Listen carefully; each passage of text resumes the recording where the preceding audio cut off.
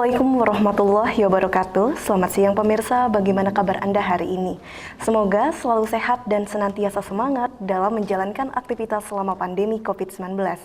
Senang sekali rasanya saya Salsakinah kembali menyapa Anda dalam dialog spesial hari ini.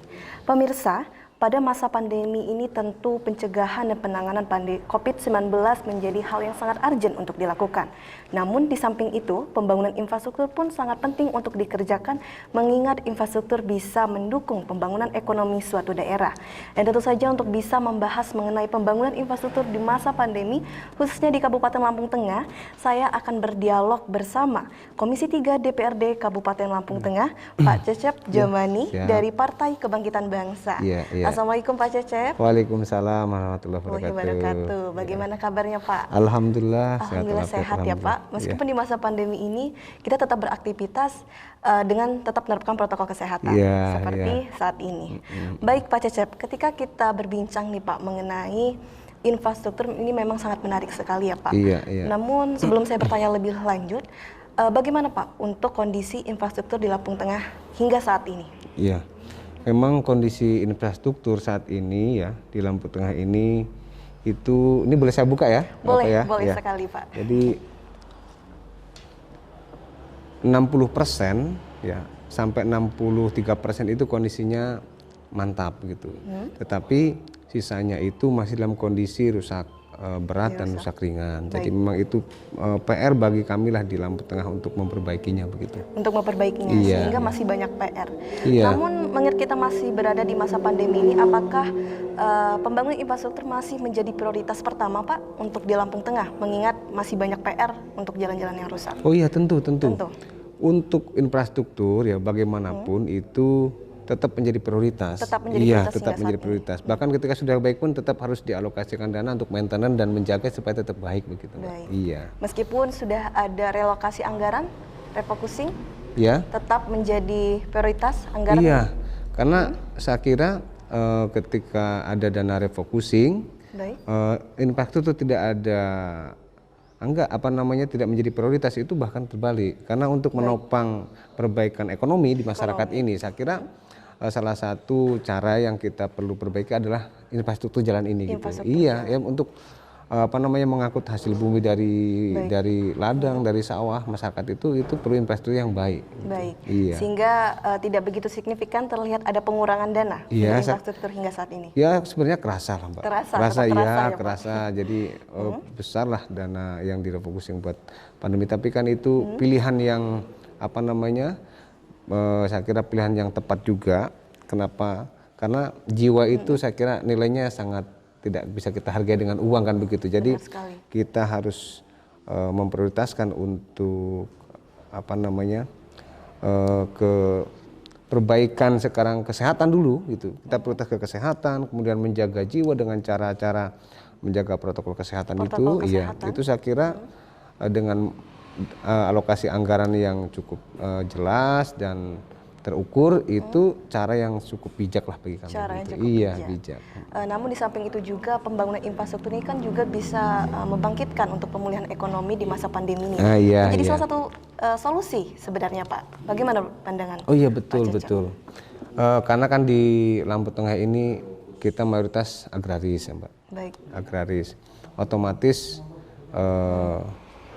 jalan yang saat ini kondisinya masih banyak yang rusak jadi kalau kita ambil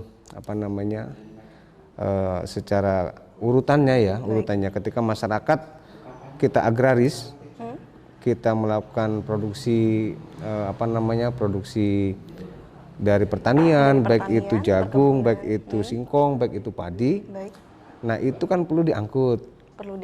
Ketika angkutannya sudah ada, tapi ketika jalannya rusak, itu pun menjadi kendala, pasti akan menjadi masalah. Tetapi ketika jalannya ini baik, otomatis hasil bumi tersebut bisa diangkut dengan baik. Dan itu otomatis akan menurunkan biaya produksi, ya kan? Biaya produksi akan turun. Sehingga hasil panen tersebut bisa lebih mudah diakses ke tempat pengolahan berikutnya. dan nanti hasilnya juga dan kualitasnya akan lebih baik begitu. Akan lebih baik. Iya, lebih baik. Lalu masih terkait dengan itu, apa saja proyek yang saat ini sedang dijalankan untuk terkait infrastruktur jalanan? Iya, saya kira saat ini kan memang pemerintah sudah mengalokasikan dana dari pemulihan ekonomi nasional ya. Pemulihan ekonomi nasional. Iya, dana PEN itu sekitar 150-an sekian miliar itu dan akan dialokasikan ke infrastruktur. Baik. Dan kami sebagai anggota DPD Lampung Tengah itu saya kira sangat mensupport dan sangat mengapresiasi dana tersebut dialokasikan infrastruktur ya, karena itu yang diharapkan oleh masyarakat. Jadi masyarakat itu kalau kami turun ke bawah yang mereka tanyakan bukan lagi gimana masalah keluarga kita, bukan masalah kesehatan, bukan, tetapi pertama mesti jalan bukan kesehatan, bukan ekonomi, bukan. Kalau ekonomi mereka saya kira kerja masing-masing lah gitu, tetapi jalan itu yang mereka harapkan pemerintah punya andil yang besar untuk memperbaiki. Iya, sehingga yang paling sangat diharapkan untuk masyarakat yakni pembangunan infrastruktur di jalan. Iya, itu salah satu yang utama lah, Mbak. Baik, itu yang salah satu yang utama. Lalu apakah tidak ada kendala, Pak, mengenai hal tersebut yang ditemui sejauh ini? Kendala apanya nih? Di samping masyarakat sudah mendukung, segi pendanaan apakah oke juga, Pak, untuk ini? Ya, memang iya. Jadi tetap untuk dana itu kan memang kita perlu anggaran yang cukup besar, Mbak. Dari 1.300-an kilometer panjangnya jalan di Lampung Tengah ini. Lampung Tengah yang sangat besar. Ini kalau sekarang baru 60% ya. Itu berarti masih ada sekitar 500-an kilometer lebih lah mungkin ya. Itu 500 kilometer lebih. Itu anggarannya sangat besar, tapi dengan kita tiap tahun alokasikan dana, alokasikan dana dan kemudian pembangunannya terukur, insya Allah dalam kurun waktu tertentu, saya kira mungkin 3-4 tahun lah itu selesai, saya kira begitu. Jadi harapan kita nanti di Lampung Tengah 3-4 tahun ke depan ya kalau bisa di atas 90% itu sudah mantap semua jalannya. Iya. Sehingga masih dalam tahap progres ya, Pak. Masih tahap progres. Iya. Lalu bagaimana terkait dengan masalah jalan poros nih, Pak? Bapak mengetahui mengenai jalan poros yang tidak masuk kepada peta dinas PU? Ada ya, masih ada ya, Mbak ya. Bagaimana solusi untuk hal tersebut agar bisa diinginkan ke pemerintah? Saya kemarin sempatlah berbincang-bincang beberapa dengan kepala desa ya. Baik. Dan kepala desa ada keluhan tentang jalan desa ya, yang masuknya itu sebenarnya di jalan kabupaten begitu. Tetapi beberapa kurun waktu setelah diajukan baik lewat musrembang begitu, tingkat desa, kecamatan sampai kabupaten, kok dalam realisasinya tidak bisa dibangun. Ternyata setelah ditelusuri itu belum masuk link data aset kabupaten begitu. Iya, itu masih milik desa, bukan jalan kabupaten. Nah, ini memang kita perlu selesaikan itu. Iya. Lalu saat ini apa yang diupayakan untuk bisa menyelesaikan tersebut? Agar sekiranya masyarakat juga bisa tahu mengenai perkembangannya nih, Pak. Jadi secara prosedur ya, Mbak, secara prosedur untuk jalan yang seharusnya masuk link kabupaten tersebut, pertama kita datangi pihak BPKAD jelas. Ya, pengelolaan keuangan dan aset daerah itu. Yang belum masuk daftar aset daerah, kita masukkan ke daftar aset daerah di tingkat kabupaten. Nanti setelah masuk di aset daerah, baru itu bisa kita proses pengusulan lagi begitu untuk dilakukan pembangunan oleh tingkat kabupaten begitu. Dan saat ini masih berada di proses tersebut. Iya, masih proses. Ada beberapa yang masih kita bantu proses begitu. Oke, baik Pak Cecep, menarik sekali ya perbincangan kita mengenai pembangunan infrastruktur di masa pandemi ini. Namun nanti kita lanjutkan kembali ya. Perbincangan kita. Siap. Dan untuk pemirsa jangan kemana-mana karena kita masih berdialog bersama Komisi 3 DPRD Kabupaten Lampung Tengah setelah jeda pariwara berikut ini.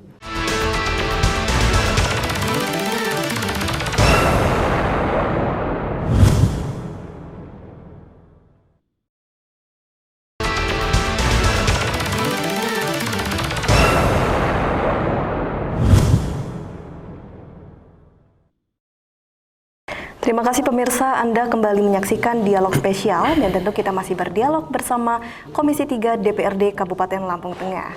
Pak Cecep, kita lanjutkan kembali Pak perbincangan kita. Tadi sudah banyak ya Pak kita membahas mengenai pembangunan infrastruktur di masa pandemi ini. Namun mungkin Pak Cecep nih Pak, dari Komisi 3 DPRD Kabupaten Lampung Tengah bisa menguraikan apa saja Pak yang menjadi program kerja dari Komisi 3 DPRD? Oke. terhitung hingga saat ini? Jadi kan Komisi 3 itu mitra kerjanya ya dengan OPD terkait itu satu di bidang bidang marga ya. Baik. Kemudian di bidang Perkim ya. Kemudian ada di perhubungan. Baik. Kemudian dengan lingkungan hidup juga itu landing sektor dengan Komisi 3 gitu. Jadi selain jalan ada beberapa memang yang kita juga prioritaskan. Satu di bidang irigasi. Irigasi jelas tidak lepas dari tadi yang udah di awal saya utarakan tadi bahwa masyarakat kita adalah masyarakat agraris. Jadi tidak bisa lepas dengan yang namanya irigasi ya kan.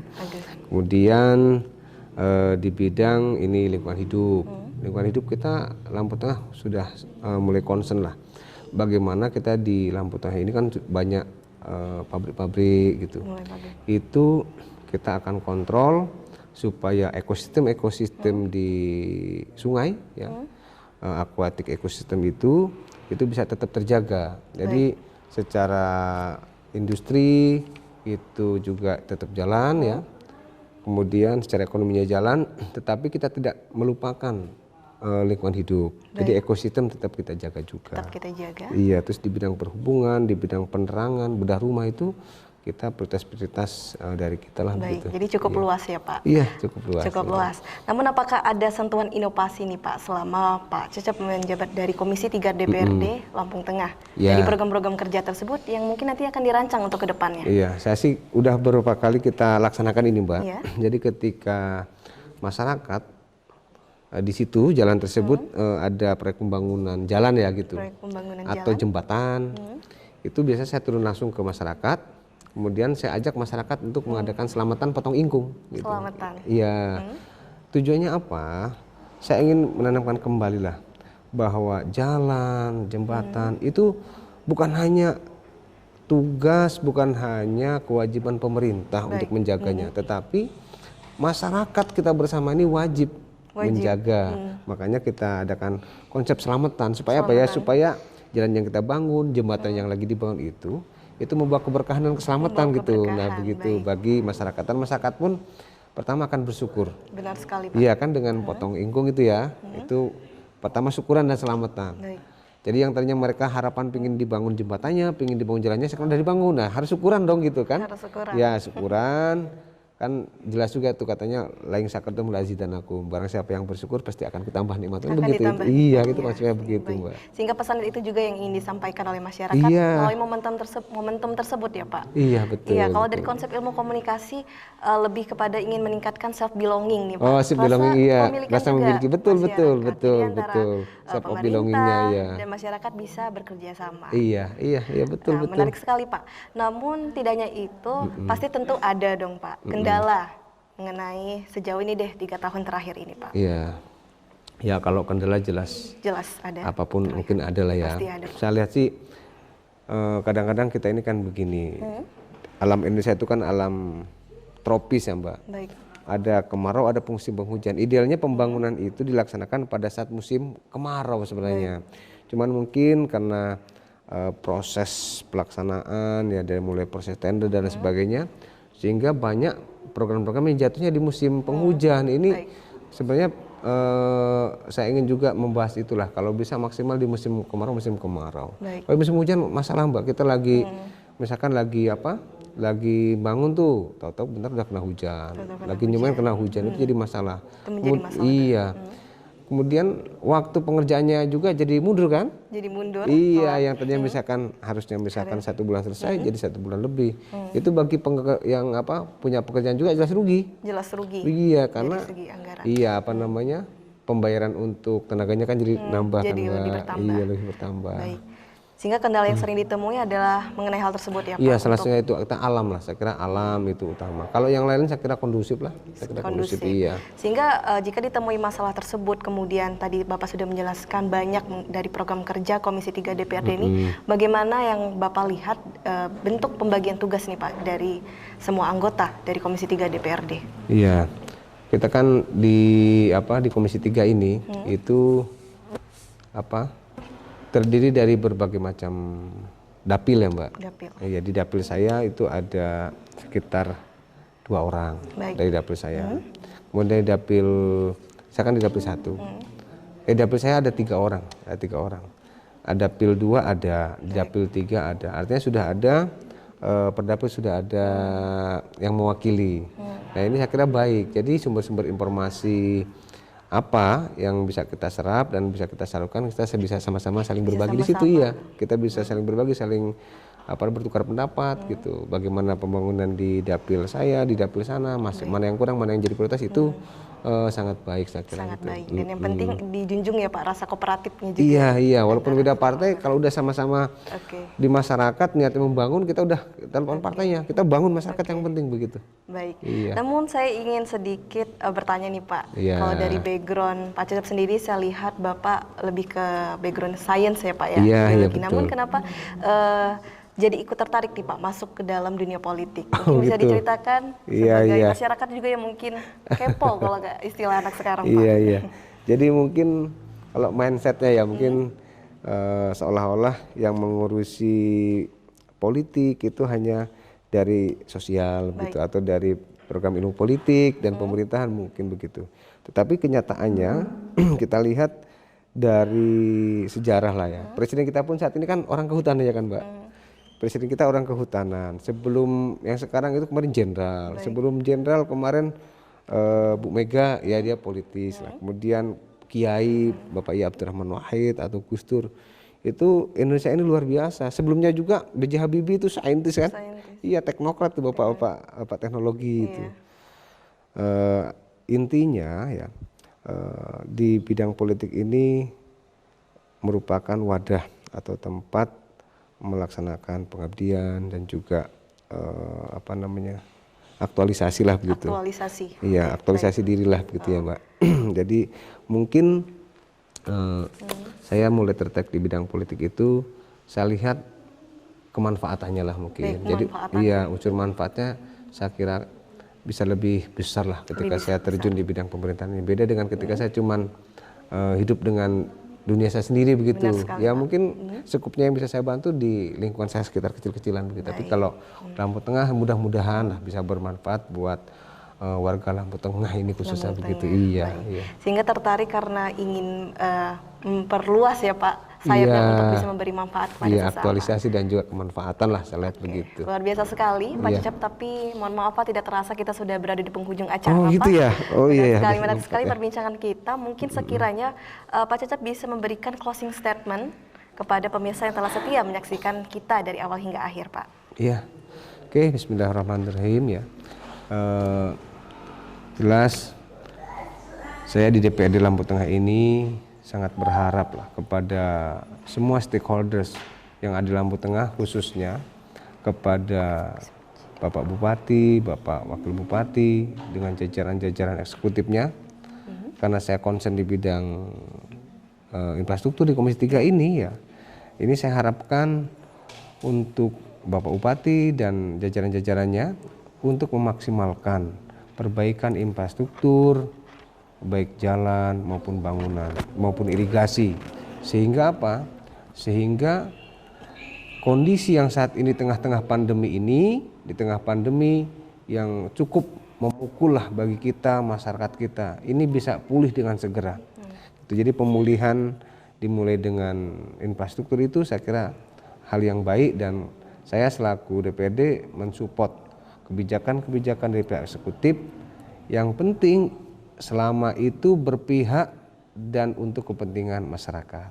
Gitu. Baik, ya. Semuanya adalah finalnya untuk kepentingan masyarakat. Iya, ya, itu intinya di masyarakat. Baik Pak Cecep, terima kasih atas waktunya ya Pak. Semoga sukses dan sehat selalu dan kita bisa bertemu di Amin, panjang umur, sehat semua ya. Baik, terima kasih Pak. Terima kasih juga untuk seluruh pemirsa yang telah setia menyaksikan dialog spesial hari ini. Dan sebagaimana kita ketahui bahwa memang pandemi COVID-19 telah mempengaruhi dari semua lini hingga termasuk perekonomian dan juga pembangunan infrastruktur. Namun pembangunan infrastruktur tetap harus digerakkan, dilakukan karena bisa menjadi bentuk investasi untuk bisa meningkatkan perekonomian baik dalam bentuk daerah maupun skala nasional. Dan saya Salwa Sakinah mewakili kru yang bertugas hari ini pamit undur diri. Wassalamualaikum warahmatullahi wabarakatuh. Sampai jumpa.